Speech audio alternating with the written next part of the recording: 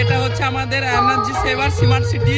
এটার বিশেষত্ব হচ্ছে যে solar tracking, smart parking, wireless car charging, auto street light, night power saving mode. এর মধ্যে বিশেষত্ব হচ্ছে যে নাইট পাওয়ার সেভিং মোড। যেমন একটা গাড়ি যখন প্রথম থেকে যাবে, এটাতে এর যখন ল্যাম্প পোস্টের সামনে আসবে তখনই আলোটা জ্বলবে। এরপর যখন দ্বিতীয় ল্যাম্প পোস্টে আসবে তখন আবার আর একটা আলো জ্বলবে।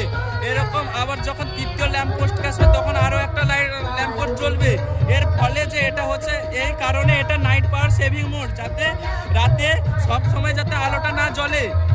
তারপর এর আর একটা আছে স্মার্ট কার চার্জিং, না স্মার্ট কার পার্কিং।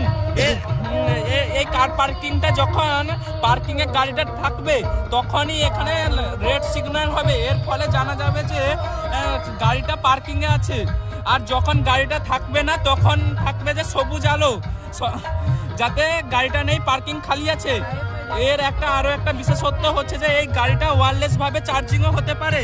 যেমন দেখাচ্ছি, এটা ওয়্যারলেস চার্জিং। গাড়িটা যদি শর্ট করে নেই তখন দেখবেন যে লাইটটা জ্বলছে না। আবার যখন গাড়িটা পার্কিংয়ে থাকবে তখন এটা ওয়্যারলেস চার্জিং হচ্ছে। তারপর এখানে আর একটা হচ্ছে যে সোলার ট্রেকিং। এর বিশেষত্ব হচ্ছে যে সূর্য যেদিকে ঘুরবে সেদিকেই হবে সোলার লাইটটা। যেমন সূর্য এদিকে আছে, দেখুন এটা কিরকম। এটা যাতে সূর্যটা যখন সকাল থেকে সন্ধ্যা পর্যন্ত যাতে পুরো সূর্যটা যাতে সোলারের মধ্যে পড়ে, এই জন্য এই সিস্টেমটা, বুঝছে।